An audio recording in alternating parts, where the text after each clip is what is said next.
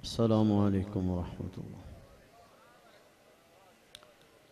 अल्हम्दुलिल्लाहि वहदह वस्सलातु वस्सलामु अला मन ला नबिय्य बअदह ला नबिय्य बअदहु वला मअसूम बअदह अम्मा बअदु फ़अऊज़ु बिल्लाहि मिनश शैतानिर रजीम। बिस्मिल्लाहिर रहमानिर रहीम। मुहम्मदुर रसूलुल्लाह वल्लज़ीन मअहु अशिद्दाउ अलल कुफ़्फ़ारि रुहमाउ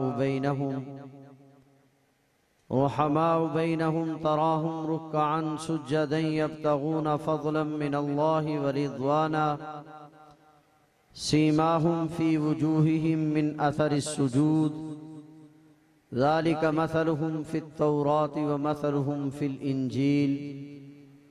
क़ाल नबिय्यु सल्लल्लाहु तआला अलैहि वसल्लम अस्हाबी कन्नुजूम फ़बिअय्यिहिम इक़्तदैतुम इह्तदैतुम। क़ाल नबिय्यु सल्लल्लाहु तआला अलैहि वसल्लम अलैकुम बिसुन्नती व सुन्नतिल खुलफ़ाइर राशिदीनिल महदिय्यीन। सदक़ल्लाहु व सदक़ रसूलुहुन नबियुल करीम। मोहब्बत के साथ दुरूशी पढ़ लीजिए। अल्लाहुम्मा सल्लि अला मुहम्मद व अला आलि मुहम्मद कमा सल्लैता अला इब्राहीम व अला आलि इब्राहीम इन्नका हमीदुम मजीद। अल्लाहुम्मा बारिक अला मुहम्मद व अला आलि मुहम्मद कमा बारकता अला इब्राहीम व अला आलि इब्राहीम इन्नका हमीदुम मजीद। तुझे ए बुलबुले नादां सूझी है गाने की, तुझे ए बुलबुले नादां सूझी है गाने की, मुझे पड़ी है फिक्र तेरे आशियाने की। कफ्स भी जाम भी बिल्कुल नए होंगे, हर रोज नई तरकीब होगी तुझे फंदे में फंसाने की। गुलशन में अगर रहना है तो बदल ले तू भी ढंग अपना, वरना समाअत भी न होगी किसी हीले की बहाने की।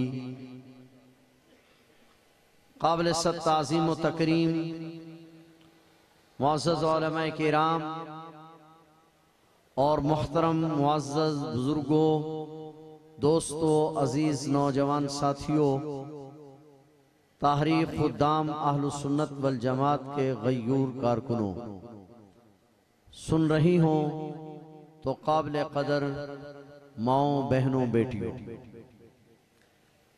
आज की ये कॉन्फ्रेंस, ये हमारा इस इलाके का सालाना इज्तिमा है।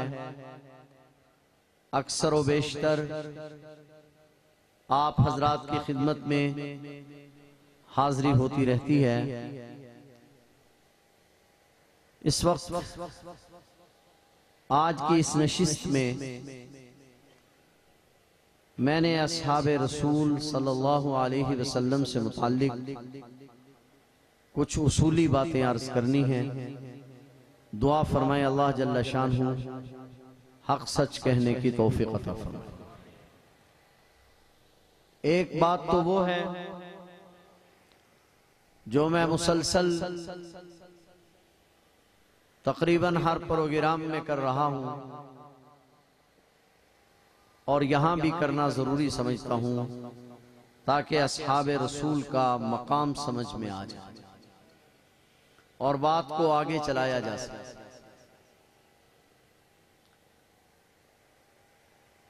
दुनिया में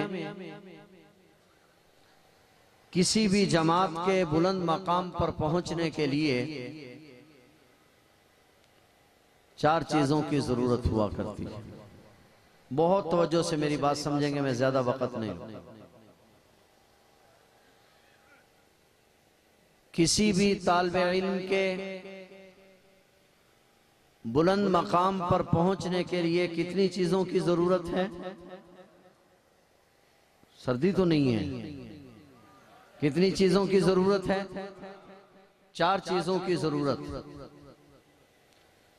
नंबर एक, तालिबे इल्म जिसको आप डॉक्टर, इंजीनियर, मुफ्ती, आलिम बनाना चाहते हैं, उसका हाफजा अच्छा हो।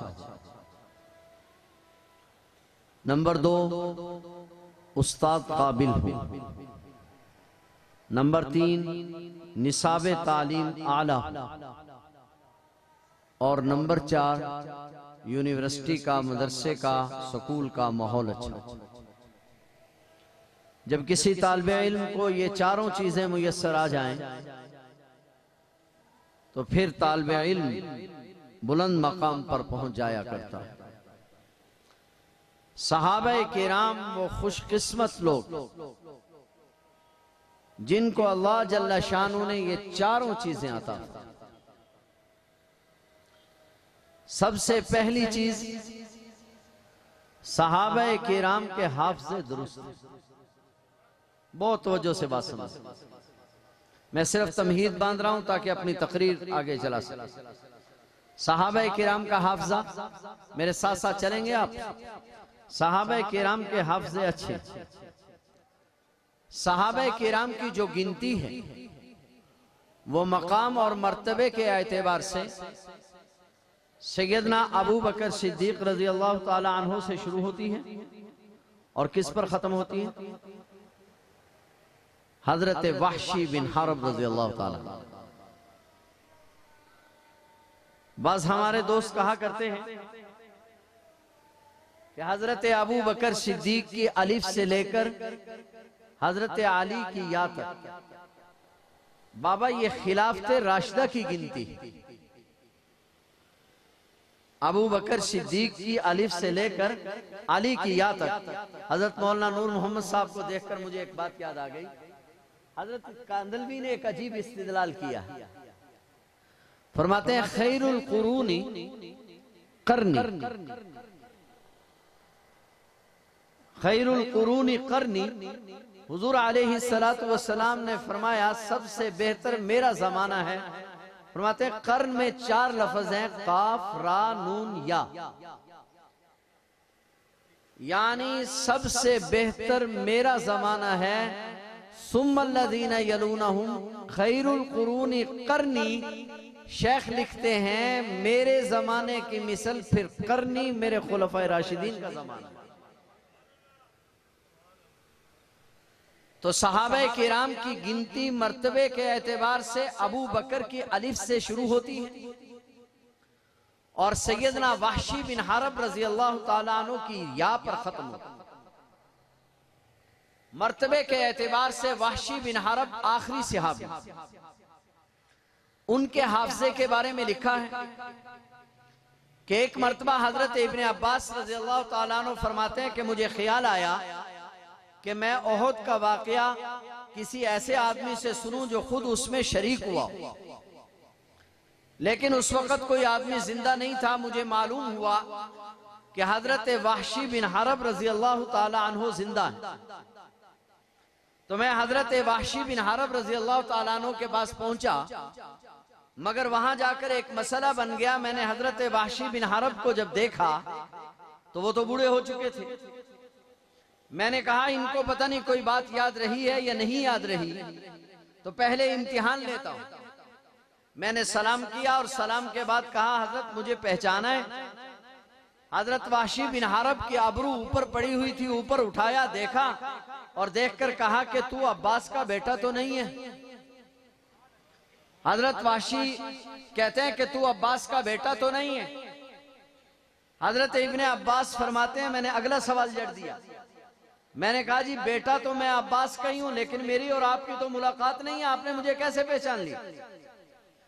हजरत वहशी ने फरमाया कि हाँ बेटा तुम्हारी तो मेरे साथ मुलाकात नहीं, मगर मेरी तुम्हारे साथ मुलाकात है। कहा जी वो कैसे? कहा जब तुम पैदा हुए तुम्हारे वालिद हजरत अब्बास तुम्हें नबी पाक सल्लल्लाहु अलैहि वसल्लम की खिदमत में लेकर आए। घुट्टी दिलवाना मकसूद था। मुझे उन दिनों हुक्म था कि तुम पीछे बैठा करो। मैं पीछे बैठता था। हुजूर अलैहिस्सलाम ने तुम्हें घुट्टी दी। उसके बाद तुम्हारे वालिद जब तुम्हें लेकर चलने लगे तो मुझे ख्याल आया कि इस खुशनसीब बच्चे को देखना तो चाहिए, कौन है। जब मैं देखने के लिए आगे बढ़ा तो तुम्हारे वालिद ने जल्दी से तुम्हारे चेहरे पर कपड़ा डाल दिया। मैं तुम्हारा चेहरा तो नहीं देख सका, मगर मैंने उस दिन तुम्हारे पांव देख लिए थे। आज मैंने देखा तो पहचान लिया ये वही बच्चा है। कहां बचपन के पांव और कहां बुढ़ापे के पांव। मालूम यह हुआ कि तौलबा ज़हीन है। आखिरी दर्जे का तालिब इल्म जब इतना ज़हीन है तो अव्वल दर्जे का तालिब इल्म कितना ज़हीन होगा। तो पहली चीज ये है कि तालिब इल्म ज़हीन होना चाहिए, जी इस्तेदाद होना चाहिए। और दूसरी चीज ये है कि उस्ताद काबिल होना चाहिए। तो उस्ताद कौन है? सहाबा किराम का उस्ताद कौन है? मैं अभी तमहीद बांध रहा हूं। कौन है उस्ताद? सहाबा किराम के उस्ताद हैं हजरत मोहम्मद रसूलुल्लाह सल्लल्लाहु अलैहि वसल्लम। तो काबिलियत में क्या शुबा है। नबी करीम सल्लल्लाहु अलैहि वसल्लम की मजलिस में एक जासूस पकड़ कर लाया गया। सहाबा किराम उस पर सख्ती कर रहे हैं और वो बतला नहीं रहा कि मैं कहां से आया हूं। और सहाबा किराम पूछ रहे, अच्छा ये बतलाओ कि तुम साथी कितने हो। वो बतला नहीं रहा कि साथी कितने। हुजूर अलैहिस्सलाम ने अपने खेमे में आवाज सुनी, बाहर गए, पूछा क्या मसला है। या रसूलल्लाह सल्लल्लाहु अलैहि वसल्लम दुश्मन का जासूस है। हम पूछते हैं तुम लोग कितने हो, बतला नहीं रहा। आप अलैहिस्सलातु वस्सलाम ने बड़े शफकत भरे अंदाज में फरमाया कितने ऊंट ज़िबा किया करते हो। उसने कहा जी रोजाना 10 ऊंट ज़िबा किया करते हैं। आपने कहा अच्छा 1000 आदमी हैं। नहीं समझे बात? अच्छा 1000 आदमी। अरब में 100 आदमी एक ऊंट खाता था। आप अलैहिस्सलाम ने फरमाया अच्छा 1000 आदमी है। तो उस्ताद भी बड़ा काबिल। तो तौलबा भी ज़हीन है, उस्ताद भी काबिल है। और तीसरी चीज यह है कि निसाब तालीम आला होना चाहिए। तो सहाबा किराम का निसाब तालीम है कुरान करीम। तो निसाब तालीम भी बहुत आला है, तमाम किताबों की सरदार है और आज तक अपनी हर जगह असली हालत में मौजूद है। तो निसाब तालीम भी बड़ा उम्दा है। और चौथी चीज ये है कि इदारे का, यूनिवर्सिटी का माहौल अच्छा होना चाहिए। तो माहौल क्या है? माहौल बैतुल्लाह का है, उलमा बैठे हैं। मैं एक तालिब इल्माना बात कहना चाहूं। हमारा अकीदा है, हमारा नजरिया है, हम में से जब कोई आदमी बैतुल्लाह के करीब पहुंचता है तो आप अपनी ईमानदारी से बतलाओ, बैतुल्लाह के करीब जब पहुंचता है तो दिल में से गैरुल्लाह की मोहब्बत निकलती है या नहीं? जी, जिन्होंने हज या उम्रा किया है उन्होंने इसका तजर्बा किया है। जो जो बैतुल्लाह के करीब होता है दुनिया की मोहब्बत निकलती चली जाती है। जो ही उसको बैतुल्लाह का कुर्ब मिलता है, अब बैतुल्लाह का जब कुर्ब मिलता है तो फिर दुनिया की कोई चीज याद नहीं रहती। मैं पूछना ये चाहता हूं, जो लोग बैतुल्लाह के कुर्ब में जाएं, जिनको बैतुल्लाह का कुर्ब नसीब हो, जब उन लोगों की हालत ये हो जाती है तो जिनको बैतुल्लाह के वाली का कुर्ब नसीब हो उनकी हालत क्या होती होगी? बात जरा ध्यान से समझिएगा। सहाबा किराम की निस्बत को समझना है, हुजूर अलैहिस्सलाम के साथ ताल्लुक को समझना है। जो बैतुल्लाह के वाली के करीब जाएं उनकी हालत क्या होती होगी? और हालत पर ही एक बात शायद पहले भी कई जगह जिक्र की है, तवज्जो से समझिएगा। बाकी बिल्ला रहमहुल्लाह ताला का नाम सुना होगा। ख्वाजा बाकी बिल्ला बैठे हैं, रात का वक्त है, मेहमान आ गए, लंबा वाकया है, कोई चीज खाने पीने के लिए मौजूद नहीं, साथ एक तन्नूर वाला रहता है। उसने मेहमानों को देखा, जल्दी से रोटी लगाई, रोटी लगाकर ले गया। हजरत देखकर खुश हो गए, मेहमानों को खाना खिलाया। सुबह को उसको बुलाया, इधर आओ बात सुनो, रात तुमने हम पर बड़ा एहसान किया, बड़े लोग किसी का एहसान नहीं रखा करते, रात तुमने हम पर बड़ा एहसान किया, चाहते हो कुछ? हाथ उठा दूं? बड़ा अजीब इंसान था, मैं तवज्जो चाहूंगा, हाथ उठा दूं? चाहते हो कुछ? मांगू कुछ? उसने देखा, आंखें भर आई, बड़ी मोहब्बत से कहने लगा, आज अगर इस मिस्कीन पर तरस आ ही गया है, अगर आज आपको मेरा ख्याल आ ही गया है, फिर हाथ उठाइए और दुआ कर दीजिए कि आप जैसा ही हो जाऊं। काश आपकी तवज्जो हो। हाथ उठाइए, दुआ कीजिए आप जैसा ही हो जाऊं। दौलत मांगनी चाहिए थी, दुनिया मांगनी चाहिए थी, बड़ा मौका था, लेकिन पड़ोसी बाकी बिल्ला का था ना। पड़ोस के असरात तो होने थे। कहा कुछ और मांग लीजिए, कहा रहने दीजिए। बात आगे बढ़ गई, कहा वुजू करके आओ।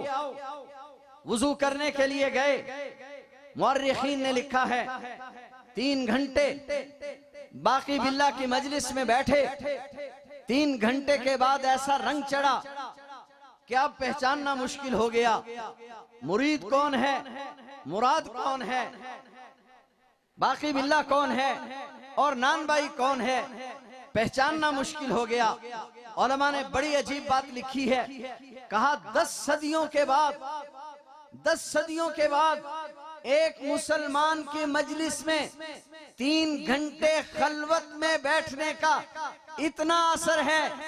10 सदियां गुजर जाने के बाद एक मोमिन मुसलमान की मजलिस की कैफियत यह है जो 10 सदियां पहले इमामुल अंबिया हजरत मोहम्मद रसूलुल्लाह मकसूद कायनात की खिदमत में 3 रातों तन्हाइयों में बैठे।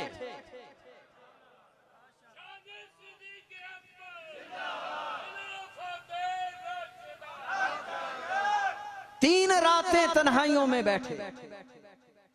उसकी मजलिस का क्या आलम हुआ। फिर यही हुआ कि जब मजलिस से आए, अब पहचानना मुश्किल हो आका कौन है और गुलाम कौन है। ऐसा हुआ सिबगतल्लाह, रंग चढ़ गया। तो मैं अर्ज करना चाह रहा हूं, जरा तवज्जो रहे। हुजूर अलैहिस्सलाम की मजलिस मुबारक महफिल इन्हें नसीब हुई। एक वाक़या और याद आ गया अजीब, गालबन हल्बिया में है कि आसिया जो थी फिरौन की बीवी, 4 औरतों की तारीफ नबी पाक सल्लल्लाहु अलैहि वसल्लम ने की है, उनमें एक आसिया भी। इसका निकाह नहीं हुआ था फिरौन से, बल्कि फिरौन ने ये निकाह जबरदस्ती रचाया था। बारात ले गया और जबरदस्ती निकाह रचाया, ले आया। हसीन बहुत थी, लेकिन अजीब बात लिखी है मुअर्रिखीन ने, कहा कि फिरौन इसको घर तो ले आया मगर हाथ नहीं लगा सका। जब उसने करीब नहीं जाने दिया तो उसने कहा इसके जिस्म में मेखें गाड़ दो। उलमा ने लिखा है वजह क्या है। कहा वजह यह है कि इस आसिया ने क़यामत के दिन जन्नत में चले जाने के बाद हुजूर की बीवी बनना है, और हुजूर अलैहिस्सलाम पाक हैं तो आपका बिस्तर भी पाक है। तो अगर आप मुझे इजाजत दें और मुझे कहने दें, अभी जो औरत बीवी बनी नहीं है, काश आपकी तवज्जो हो, अभी जो औरत बीवी बनी नहीं है, अभी निकाह में आई नहीं है, अभी तो खुद मकसूद कायनात खुद भी जमीन पर तशरीफ नहीं लाए, अल्लाह जल्ला शानहू उस औरत की हिफाजत कर रहा है। तो जो औरत आयशा सिद्दीका हुजूर के बिस्तर पर आ चुकी है, उसकी हिफाजत क्यों नहीं कर रहा हो।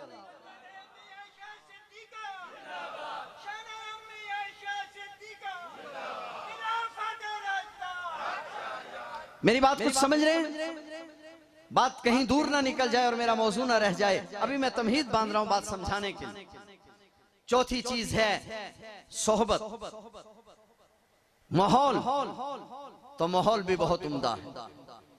अब इस माहौल में ये तलबा तैयार हुए। कितने साल? 23 साल। 23 साल इनको तैयार किया गया। जब तैयार हो गए, बहुत तवज्जो चाहूंगा, अच्छा उस्ताद, काबिल उस्ताद, ये चाहता है कि जब तलबा की तैयारी हो जाए तो फिर इम्तिहान होना चाहिए। और काबिल उस्ताद की अलामत यह है कि वो चाहता है कि इम्तिहान मुझसे बड़ा ले। हुजूर अलैहिस्सलातु वस्सलाम की जमात जब तैयार हो गई तो अल्लाह ने कहा मैं इम्तिहान लूंगा। और इम्तिहान कौन लेगा? क्योंकि हुजूर से बड़े तो बस अल्लाह ही है। कहा उलाइकल्लज़ीना इम्तहनल्लाह, इम्तिहान मैं खुद लूं। तो काबिल उस्ताद जो है बड़े के पास तलबा को पेश किया करता, पेश की, कहा लीजिए इम्तिहान। कहा इम्तिहान मैंने हाथों का नहीं लेना, मैंने जबान का नहीं लेना, मैंने इम्तिहान दिल का लेना है। क्योंकि उस्ताद इतना आला है, तलबा इतने आला है, निसाब इतना आला है। कहा लीजिए दिल का इम्तिहान। या अल्लाह इम्तिहान तो आप लेंगे, या अल्लाह कहां बिठाकर, माहौल कैसा होगा, या अल्लाह इम्तिहान सख्त होगा या नरम होगा? जवाब मिलता है इम्तिहान तो लूंगा, मगर इम्तिहान मैंने दिल का लेना है। और एयर कंडीशन कमरे में बिठाकर नहीं, बल्कि अरब के संगलाख पत्थरों में लटाकर, कभी जिस्म पे भारी पत्थर रख के, कभी आग के दहकते हुए शोलों पे लटा के इम्तिहान लूंगा। कभी जुनैरा की आंखें निकलवा के, कभी सुमैया के टुकड़े करा के अल्लाह ने फिर इम्तिहान लिया। इम्तिहान लेने के बाद कहा कुलूबहुम लित्तक़वा,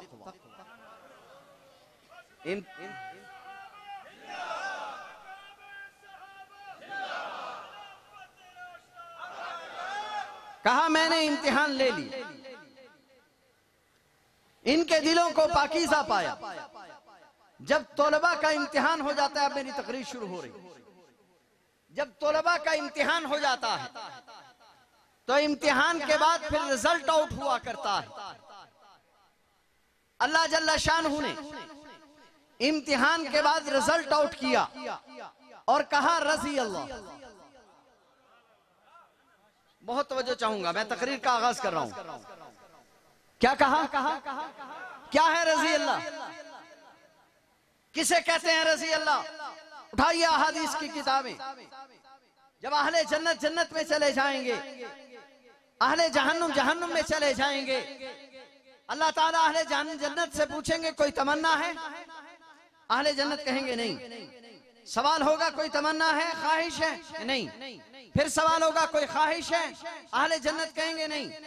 जब 3 बार जवाब दे देंगे, अल्लाह फरमाएंगे रजी अल्लाह। क्या फरमाएंगे? सारे बोलिए, क्या फरमाएंगे? बस रजी अल्लाह जो फरमाएंगे तो जन्नत में कोहराम मच जाएगा। अल्लाह फरमाएंगे तुम्हें क्या हुआ? अहले जन्नत कहेंगे रब्बा तेरी किबरियाई की कसम है, जो लज्जत तेरे रजी अल्लाह कहने में है वो तेरी जन्नत में भी नहीं। ये मकाम जन्नती को कब मिलेगा जी?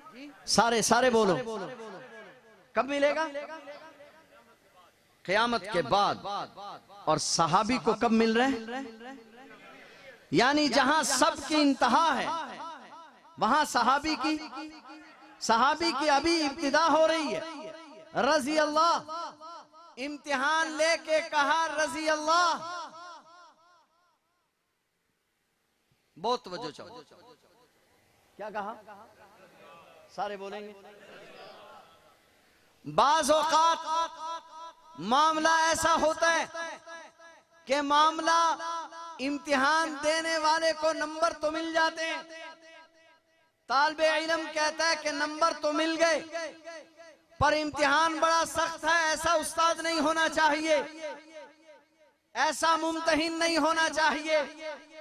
अब तलबा से पूछते हैं क्या अल्लाह तो तुमसे राजी हो गया, ये जब तुम्हें जलते हुए तेल के कड़हों में डाला जा रहा था, जब तुम्हें आग के शोलों पर लटाया जा रहा था, जब तुम्हारी मुखालिफ सिमतों में ऊंट बांधकर तुम्हें चीरा जा रहा था, तुम्हारे दिलों की कैफियत क्या थी?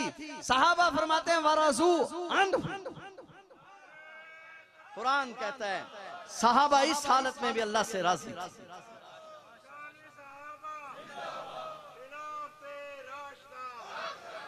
सहाबा इस हालत में भी, बोलिए बोलिए, सहाबा इस हालत में भी वरज़ू अन्हु, इन तमाम हालात में भी सहाबा। और बाज़ हज़रात ने एक अजीब वाक़या लिखा कि ये अल्फाज किस वक़्त नाज़िल हुए। एक अजीब वाक़या लिखा, कहा जब सैयदना अबू बकर सिद्दीक़ रज़ी अल्लाह ताला अन्हु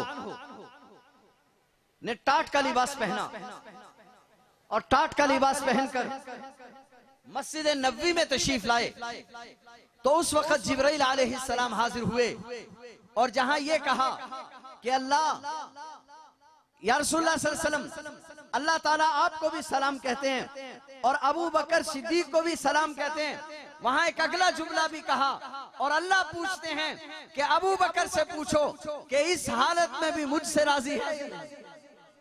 शान सिद्दीक अकबर, बुलंद आवाज से शान सिद्दीक अकबर, शान सहाबा, अज़मत सहाबा, किरदार सहाबा, राशिदा वरज़ू अन्हु। तवज्जो मेरी तरफ रहेगी, मैं अपने मौजू की तरफ जाना चाह रहा हूं, इम्तिहान हो। अब बारी आई इनाम की, बस ये मेरी गुफ्तगू का हासिल। किसकी बारी आई? इनाम की। असहाबे रसूल आ गए इनाम लेने के। अब रजा का परवाना तो इनको दिया जाता, इससे बढ़कर कौन सा एजाज जो इनको दिया जाएगा। असहाबे रसूल पेश हो गए। अब बारी किसकी है? इनाम की। और इनाम हाथ में लिया जाता, तो गोया के सहाबा किराम ने अपने हाथ खोल दिए। तवज्जो रहे, सहाबा किराम ने अपने हाथ खोल दिए कि अल्लाह इनाम दीजिए। सहाबा किराम ने जब हाथ खोले तो कुरान कहता है लक़द रज़ियल्लाहु अनिल मुमिनीना इज़ युबायिऊनका तहता अश-शजरा फ़अलिम मा फ़ी क़ुलूबिहिम फ़अंज़ल अस-सकीनता अलैहिम व असाबहुम फ़तहन क़रीबा। एक बात तो ये की कि हम उन सब से राजी हो गए। तवज्जो रहे, दो जुमले कहना चाहता हूं। हम उन सब से जब रजा की ये हालत देखी तो इमामुल अंबिया हजरत मुहम्मदुर रसूलुल्लाह सल्लल्लाहु अलैहि वसल्लम ने खुद अपना हाथ निकाला और निकाल कर कहा या अल्लाह ये उस्मान का हाथ है। जी मैं एक बात कहना चाहूंगा, काश तवज्जो हो। या अल्लाह ये क्यों, उस्मान तो मौजूद नहीं। मेरे पैगंबर अपने एक एक सहाबी का दिफा करना चाहते हैं। एक वक्त आएगा लोग कहेंगे जब बैते रिजवान हो रही थी उस्मान तो मौजूद नहीं थे, फिर आयत को रजी अल्लाह को उस्मान पर किस तरह फिट कर रहे हो? पैगंबर ने अपने हाथ को कहा ये उस्मान का हाथ है, ताकि हजरत उस्मान को भी बीच में शामिल। अब आइए फिर क्या हुआ? सहाबा किराम ने अपने हाथ खोले, असहाबे रसूल ने जब अपने हाथ खोले तो कुरान कहता है यदुल्लाहि फौका ऐदीहि इन्नल्लज़ीना युबायिऊनका इन्नमा युबायिऊनल्लाह। पैगंबर ये बैत तो कर रहे थे आपके हाथ पर, नहीं नहीं, ये बैत किसके हाथ पर कर रहे थे? बोलिए बोलिए, किसके हाथ पर? तो तवज्जो मेरी तरफ रहे, नीचे पैगंबर का हाथ होता था, ऊपर सहाबी का हाथ होता था। तवज्जो है, नीचे हाथ पैगंबर का, ऊपर हाथ, बोलिए बोलिए, ऊपर हाथ। बहुत तवज्जो चाहूंगा, नीचे हाथ, सब बोले नीचे हाथ, ऊपर हाथ सहाबी का। इन्नल्लज़ीना युबायिऊनका इन्नमा युबायिऊनल्लाह। आपसे नहीं, आपके हाथ पर रब से बैत हो रही है। अल्लाह जब रब से आपसे बैत हो रही है तो फिर आपने सहाबा को सिला क्या दिया कि जब सहाबी ने अपना हाथ, बहुत तवज्जो, सहाबी ने अपना हाथ नबी के हाथ पर रख दिया तो रब ने अपना हाथ सहाबी के हाथ पे रख दिया। शान सहाबा, अजमत सहाबा, किरदार सहाबा, खिलाफत राशिदा, मिलके सुन्नी गरज के खिलाफत राशिदा। अल्लाह ने अपना हाथ किसके हाथ पर, बोलो जरा, किसके हाथ पर? मैं खुदाम का मतलब बयान करना चाह रहा हूं, जरा तो जो रहे, मैं सिर्फ तमहीद बांध रहा था, तकरीर नहीं कर रहा अभी। सहाबा के हाथ पे किसका हाथ? जी सारे बोलो। दुनिया में एक दस्तूर है, बच्चे बैठे हैं, तलबा बैठे हैं, औलाद बैठी है, बाप कहता है जो चाहता है फलां चीज लेना मेरी उंगली को हाथ लगाओ, कहा जाता है ना, ऐसा होता है या नहीं होता? ढेरी पर हाथ रखो, जमाना जाहिलियत में होता था। तवज्जो मेरी तरफ रहेगी। यदुल्लाहि फौका ऐदीहिम, नीचे हाथ किसका? जी मैंने एक बात कहनी है, मुझे माहौल नहीं लग रहा। नीचे हाथ, दरमियान में हाथ, ऊपर हाथ। कहना चाहूंगा अपने अंदाज में, अल्लाह जल्ला शानहू ने सहाबा पर हाथ रख दिया कि सहाबा मेरे, और नीचे हाथ। गोया के सहाबा हैं दरमियान में, नीचे हाथ है पैगंबर करीम का, दरमियान में हाथ है सहाबा के, ऊपर हाथ है अल्लाह का। अल्लाह के पैगंबर भी, खुद अल्लाह भी ऐलान करना चाहते हैं कि सहाबा के मुहाफिज दाएं से, बाएं से, ऊपर से, नीचे से अल्लाह और उसके रसूल हैं। जो सहाबा से बात करेगा वो अल्लाह और उसके रसूल से जंग करेगा। और खुदाम अहलुस सुन्नत वल जमात जो अल्लाह और उसके रसूल से जंग करेगा उससे जंग करेगा। सहाबा का दिफा करना मैंने अपने अकाबिर से नहीं सीखा। बहुत तवज्जो, मेरे अकाबिर उसके नाकिल। सहाबा का दिफा मैंने कुरान से सीखा। सहाबा का दिफा रब ने किया है। एक बात मैं बार बार कर चुका हूं, आज फिर कर रहा हूं, कुरान करीम को उठाई, इसको तवज्जो से पढ़िए, इस पर गौर और फिक्र कीजिए। कितने मकाम ऐसे हैं, मेरे उलमा बैठे हैं, कुरान में 3 अकीदे बुनियादी तौर पर, तौहीद, रिसालत और क़यामत। ठीक है, मैं गलत बात कहूंगा तो मेरे उलमा मेरी तरदीद करें। मैं बहुत जिम्मेदारी के साथ अल्लाह के फजल और एहसान से कुरान करीम पर गहरी नजर के साथ बात कर रहा हूं। कुरान करीम ने इन 3 बुनियादी अकायद के बाद सबसे ज्यादा कोई मसला बयान किया है तो वो दिफाए सहाबा। मैं बड़ी जिम्मेदारी से, और अगर आपकी तवज्जो हो तो कुरान में नजरियात और अकायद और भी बयान हुए हैं। मैं बहुत जिम्मेदारी से बात कर रहा हूं, आप कुरान करीम को गहरी नजर से पढ़िए। जब भी किसी शख्स ने असहाबे रसूल पर जबान खोली है तो रब गुस्से में आ गया। इसलिए 400 से जायद आयात में अल्लाह ने सहाबा का दिफा किया। मैं कहा करता हूं, उठाइए कुरान। सबसे ज्यादा अजमत वाले इंसान दुनिया में अंबिया अलैहिमुस्सलाम हुआ करते हैं, हमारा ईमान है ना। और उन अंबिया अलैहिमुस्सलाम में हुजूर अलैहिस्सलाम की जात सबसे मुकद्दम है। ऐसा ही है हमारा नजरिया। मगर अल्लाह की कसम आप कुरान उठाइए, जब भी कभी अल्लाह के नबी से खिलाफ औला, गुनाह नबी से नहीं होता, नबी उससे मासूम।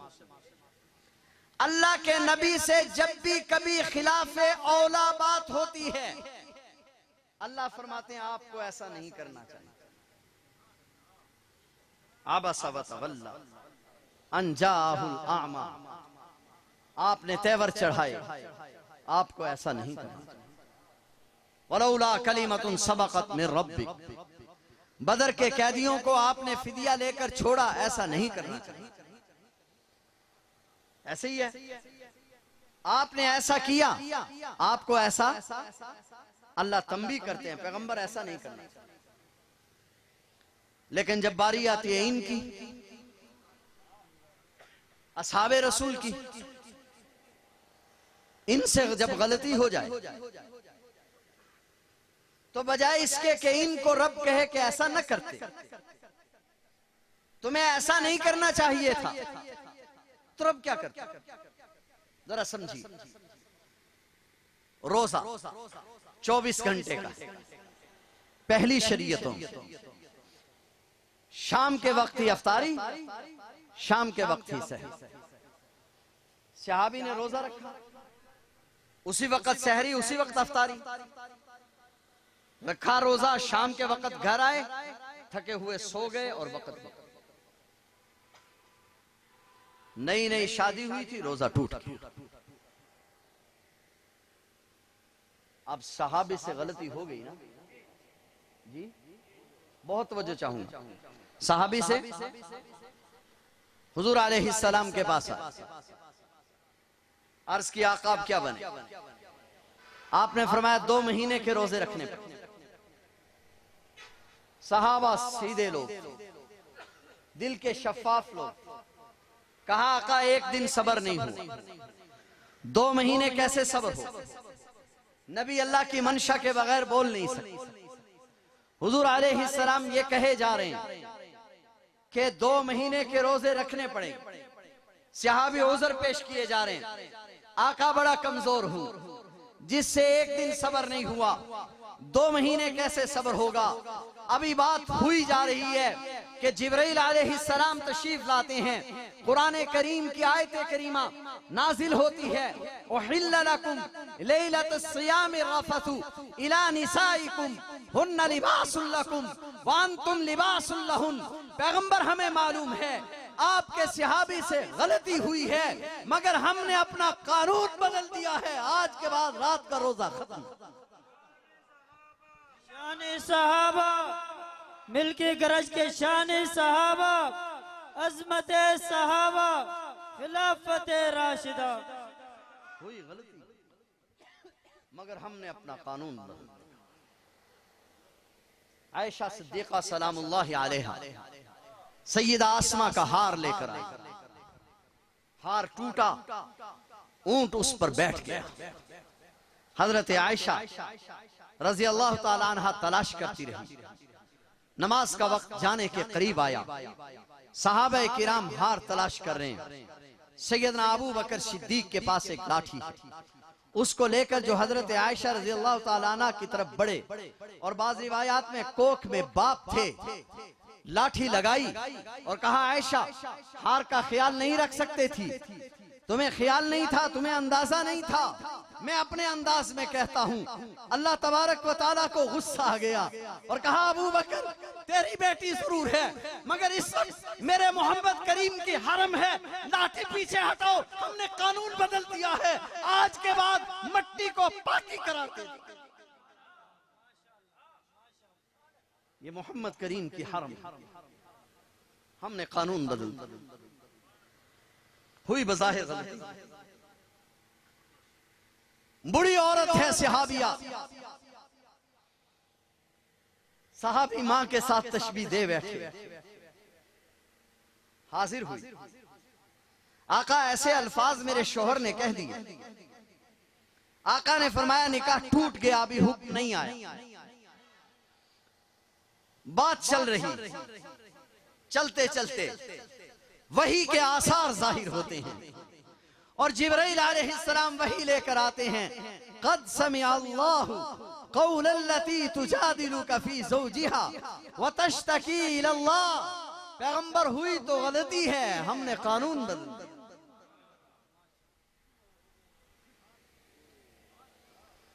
कुछ बात समझ रहे हैं?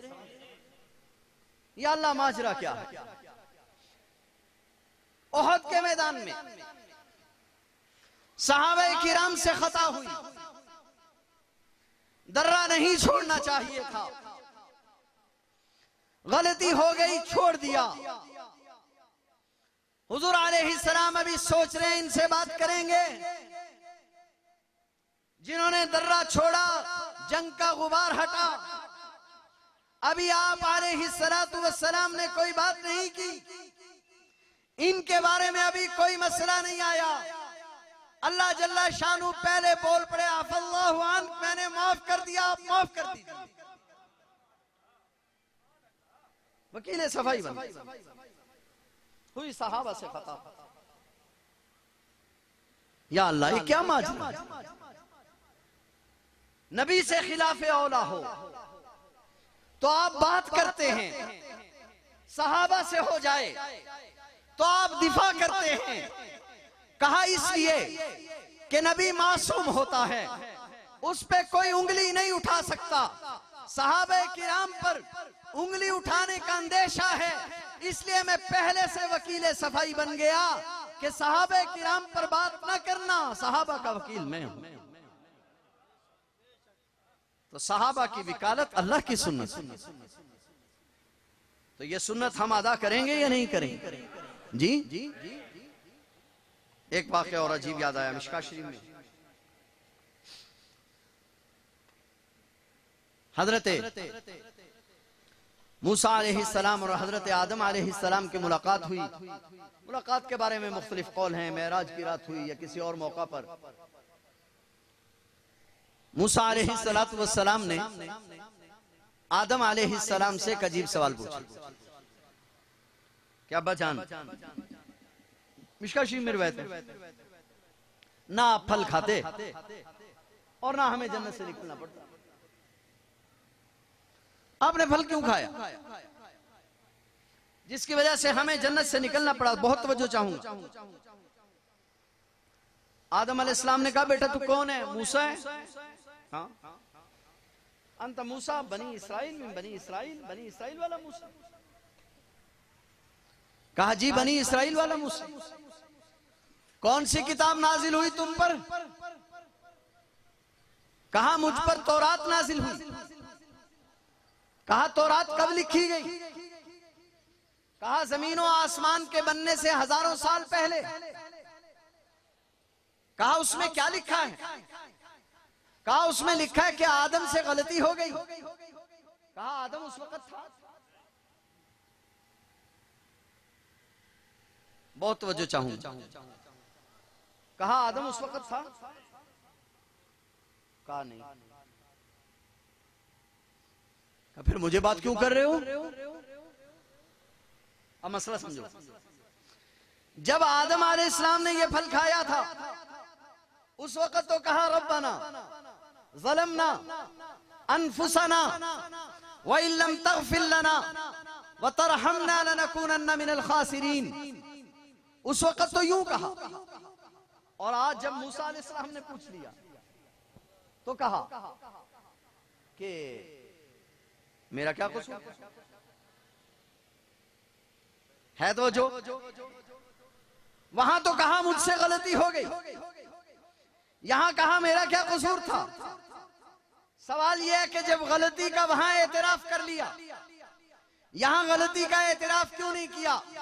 अल्लाह करोड़ा रहमतें नाजिल फरमाए उन मुहद्दिसीन की कबूर मुबारका पर जिन्होंने मसला हल कर दिया कि यहां जब बात हुई तो जनाब आदम अलैहिस्सलाम ये बतलाना चाहते, मूसा बेटे तुम अल्लाह के जलील कदर पैगंबर हो, तुम बेटे हो, मैं बाप हूं। जब मेरा रब मुझे माफ कर चुका, अब तुम्हें उस बात के कहने का क्या हक?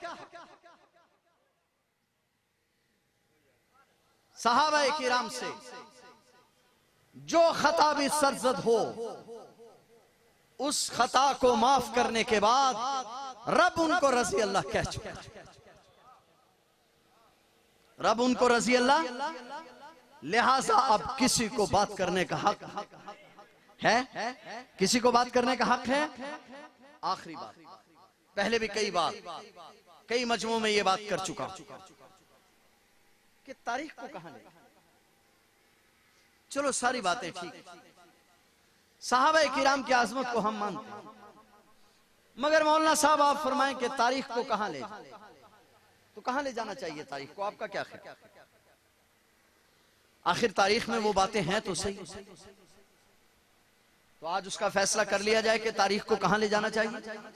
जी, तारीख को क्या करना चाहिए। बस आखिरी बात कर रहा हूं, अगर किसी शख्स के बारे में एक अकीदा कुरान करीम में आ जाए कि ये मोमिन है,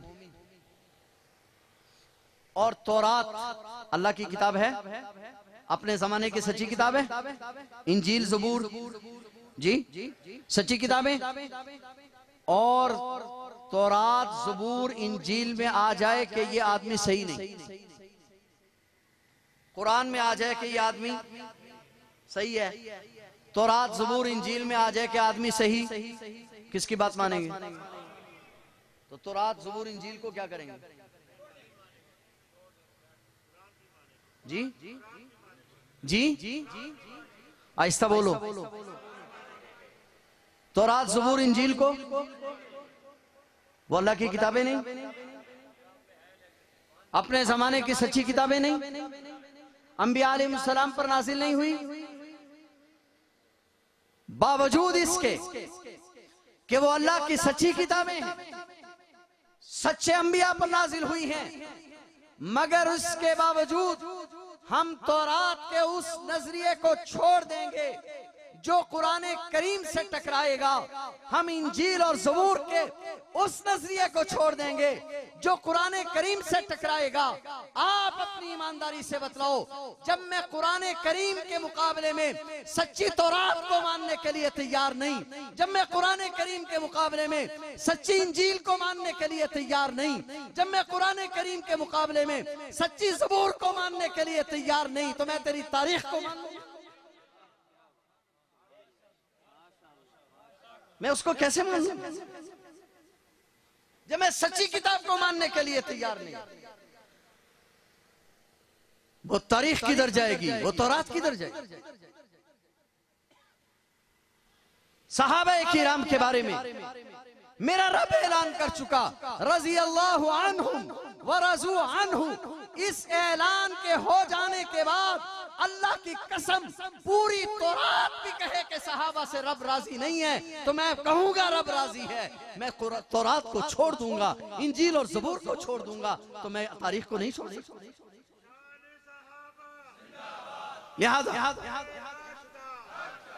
लिहाजा सहाबा किराम के बारे में दो ठोक मौक़िफ़ कि सहाबा किराम का दिफा किसने किया। जी मेरी बात खत्म हुई, बस मैं बात को जोड़ रहा हूं, किसने किया। तो ये दिफा हमने करना है या नहीं करना।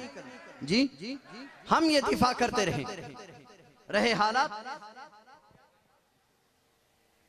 हालात क्या होंगे, हालात किस तरफ ले जाएंगे, क्या बनेगा। बहुत तवज्जो से हमारे अकाबिरीन ने क्या समझाया। हमारे अकाबिरीन ने यह समझाया कि अज़मत सहाबा का दिफा करना हमारे रब की सुन्नत है, हमने वो दिफा करना है और हम वो दिफा करते रहेंगे, और अगर इस दिफा में हमारी जान चली जाए तो अल्लाह की कसम हमें उस जान से ज्यादा अजीज होगी अगर हमारी जान बच जाए। लिहाजा हम सहाबा का दिफा करेंगे। बोलो हम सहाबा का दिफा, हम सहाबा का दिफा। और बहुत, मैं आखिरी बात कर रहा हूं, बड़ी जिम्मेदारी से कर रहा हूं, जो सहाबा का दिफा नहीं करता या जो दुश्मनाने इस्लाम की बातों में आकर असहाबे रसूल के बारे में नरम गोशा रखता है, मैं अपने उलमा की मौजूदगी में कहना चाहूंगा, फिर वो हमसे किस कुरान की बात करता है। नहीं समझे शायद आपने। ये कुरान सहाबा के हाथों से लिखा गया है, हमसे फिर किस कुरान की बात करता है। हमारे अकायद की सबसे बुनियादी चीज कुरान करीम है। हम कहते हैं हम अल्लाह के कुरान को पढ़ रहे हैं, जो असहाबे रसूल का दिफा नहीं करता तो किस कुरान की बात कर रहा है? कुरान करीम तो लिखा असहाबे रसूल, वो नबी पाक सल्लल्लाहु अलैहि वसल्लम की जिंदगी की बात किस मुंह से कर रहा है? सहाबा नबी पाक सल्लल्लाहु अलैहि वसल्लम की जिंदगी जो अहादीस और सुन्नत की सूरत में मौजूद है वो हम तक किसके जरिए से आई है? लिहाजा वो सहाबा के जरिए से आई है। हम सहाबा के दिफा को दीन का दिफा समझते हैं, कुरान का दिफा समझते हैं, सुन्नत का दिफा समझते हैं, और ये दिफा हम करते